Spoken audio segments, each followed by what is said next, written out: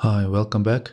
In this episode, I show you where you can find free 3D assets, 3D scans that you can use in your projects or for practice.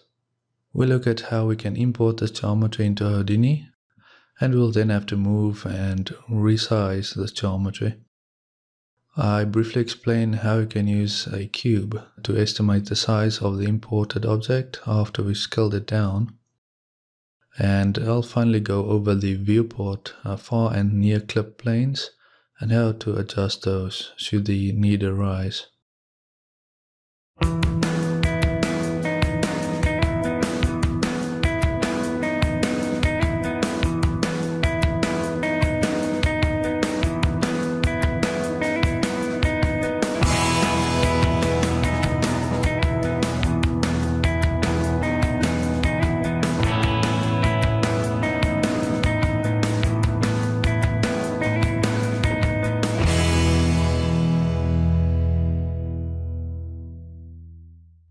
Okay, so unfortunately Houdini does not ship with a lot of assets to play around with. Modo, for example, ships with many assets. This makes it fairly easy to do tutorials or to start a project with. It also lacks a nice modern content browser, which hopefully we'll get someday. So one place where you can find assets that I've come across lately is this place called 3dscans.com, and I'll provide a link in the description. This is, as you can imagine, 3D scans, and you can download those. They are royalty free. If you go to info, you can see you can be downloaded and used without copyright restrictions. So these are useful in many cases. So for example, if you want to learn how to use the polyreduce node, you can come over here, download one of these, and you can practice the polyreduce. Also manual retopology, so using the retopo toolset, for example, you can come in here and practice topology, maybe on faces, and you have various different objects, animals, and so forth. I think this is a good resource, so I'll link this in the description. So the scan that we'll be using in this demonstration, in this episode, is this Henri scan. You can use some of the other scans, such as this one. I like this portrait of a man one, but I'm going to use this Henri one. In some of the upcoming episodes, I might demonstrate the topo build tool, in which case I want something with arms and legs to demonstrate some of the tools.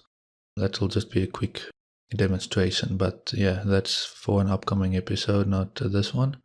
In this episode, we simply want to look at actually going in here, downloading this geometry, opening it up in Houdini, and then positioning it and rescaling it to then, work on it from there.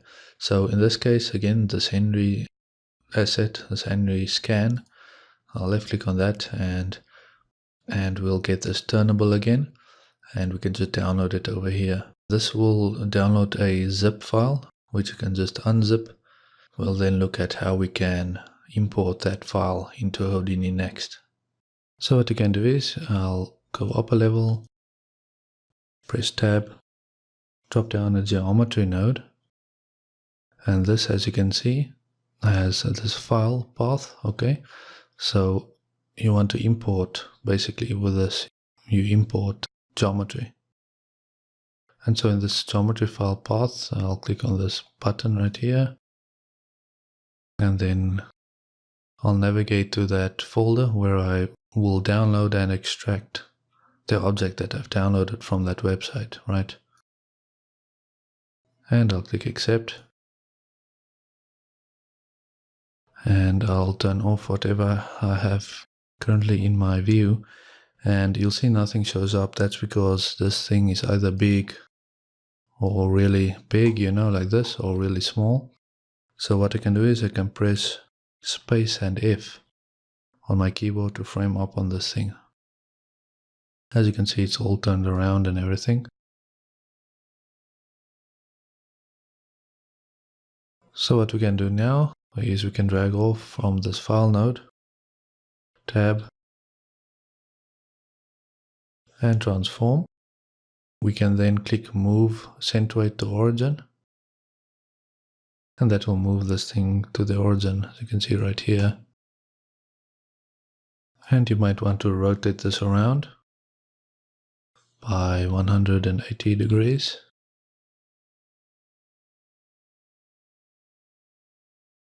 Okay, and of course you can also use the rotation handles and so forth to go and rotate this thing around. And as you can see, this geometry is very dense. Okay, many polygons. You can use the info window and you'll see how many points and primitives. This thing has over 900,000 primitives. Okay, now we can press the insert, or you can right click on this and select pivot mode. Okay, so I'll press insert again, and now I can move my handle around. And what we want to do now is we want to turn on point snapping, and we've discussed all of this stuff before, but yeah, I'll just do a quick demonstration here again. So I'll bring this handle down, and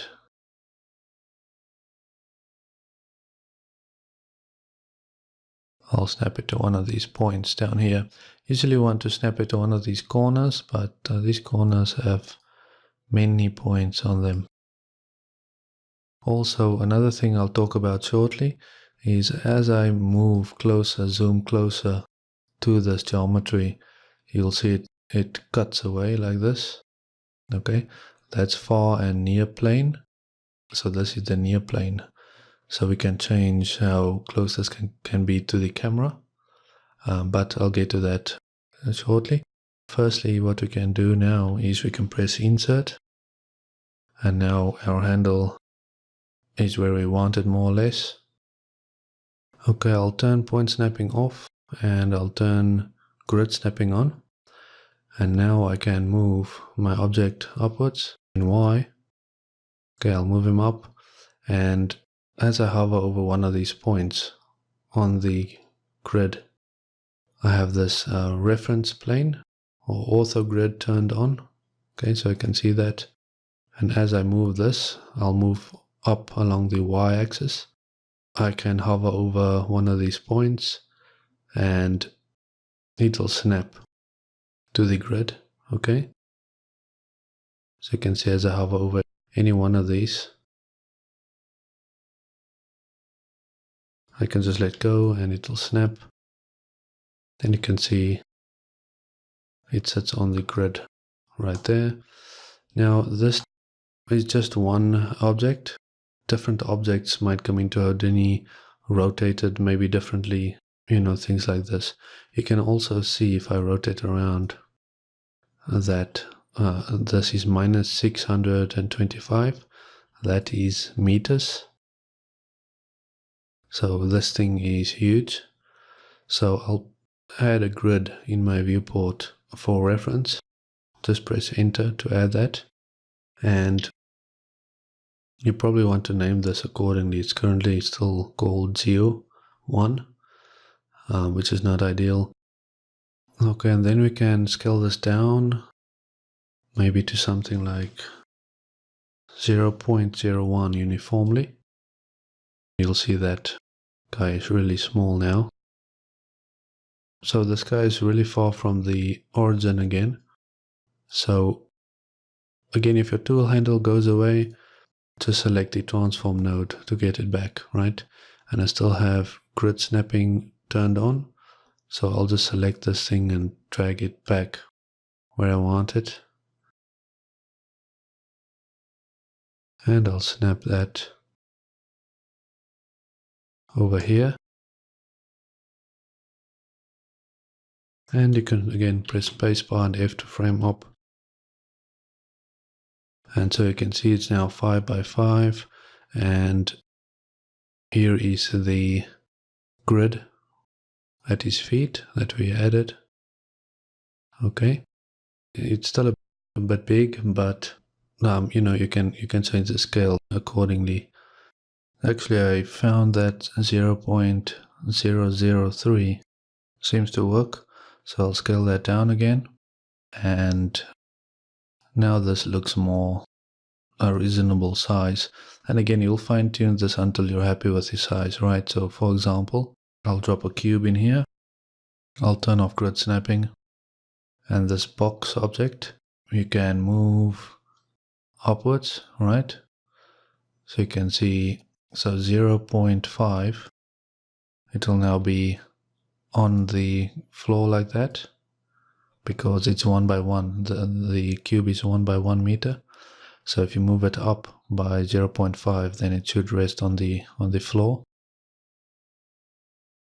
And maybe you can move that up like that. So yeah, it's still a bit big. This guy is really tall, but maybe it's a monument or something. Okay, so here it says size 2 meters. So that this box is quite big now.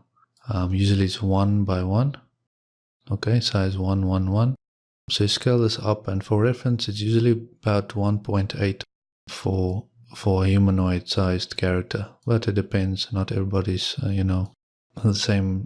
And then, yeah, so it depends on what you want to do. But in any case, this is a quick look at how to bring in geometry. This is really messy. You want to name things properly.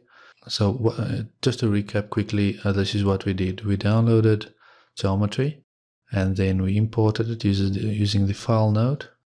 You can see this is where my file is located. It's a .obj file. Then we will go in and transform this to make sense in our scene, and we'll then scale it down.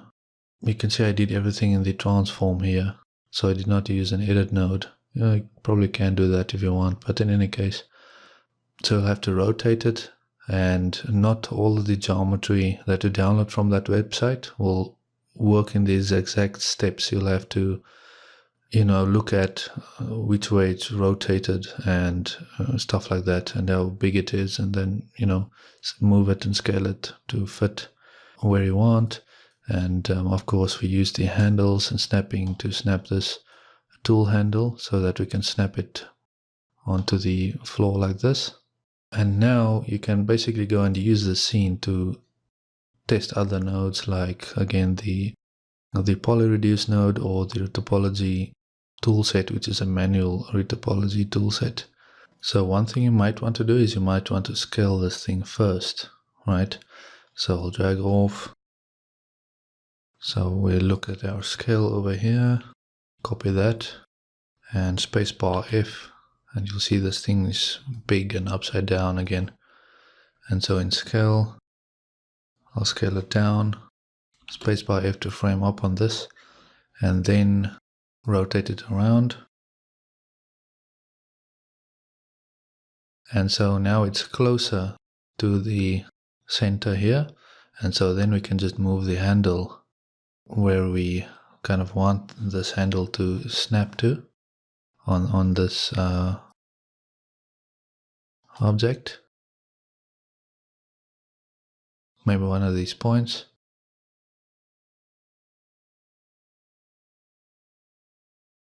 And then we can snap it to the grid like that. And I'll undo a few times. As always, remember that you have this move centroid to origin. So after you scale this thing, you can always click move centroid to origin, and that will move that thing and, rotate it around, and then maybe place the handle where you want it. So for example, again, press insert, turn point snapping on, snap this handle to one of these points, press insert again, turn off point snapping, turn on grid snapping, and I'll move this along the Y with the iron handle, along the Y axis, and I'll snap to one of these points, and now that is on top of that right there. So that might be a quicker, easier way of doing that. Again, scale first, maybe move it then to the origin so that it's more in place. Of course, you'll need to know more or less the scale, so I have to play around with the scale and then rotate it in place, and then you can just snap it on top of the grid. So yeah, probably want to do your scale first. I think it is an easier workflow. But in any case, I hope the section is useful to you. So in this section, we'll look at viewport, near and far clip planes and how to adjust those manually should the need arise. And I have a simple scene here. I just created a sphere, and then I used the transform and copy nodes to create a grid like this. The scene itself is not important.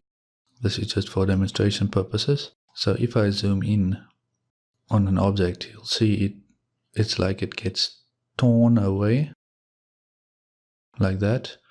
Okay, so that is the near clip plane that will tear that away as our viewport camera gets closer and closer to this object. So we can change that manually, basically set, how close, how far that plane is. And we do that in the display options. So we scroll down in this menu to the right here, or you can press D to open viewport display options. And in the viewport tab, we have this clipping section, near and far clip planes. It says here homing auto adjusts near and far clip planes. For the most part, I just leave this as is, but if you want to change this, you can set to neither clip plane, far clip plane, or near clip plane only. And you'll see we have, if you set this, for example, to neither clip plane, you'll see that we have the options to manually change the near and far clip planes in here. So if I change this, for example, maybe I'll change the far clip plane here to something like 5 and enter. I'll actually scale that up manually. I'll maybe set that to 45. Now you'll see some of the objects show up, but the rest kind of gets cut off, right? So I can adjust this in here, even up to 65. Not everything shows up in here. So you can adjust this manually in here like that. And the same thing for the near clip plane. So if I adjust this, you'll see that it has a dramatic effect on how far that clip plane is from the viewport camera. So I'll actually reset this to the default, clicking on here, reset to default. Or you can again just select homing auto adjust near and far clip planes, and I'll just exit out of this. When you spacebar and F, this should then again work as it did before. Okay, so that's a quick look at where you can adjust the near and far clip planes. Again, display options. Just press D in the viewport here to get that viewport, and under the clipping section. Don't forget that you can go to our website, adamsdigitalacademy.com. You can download a free hotkey list for Houdini. That's it for this episode. I hope you find these tips and tricks useful.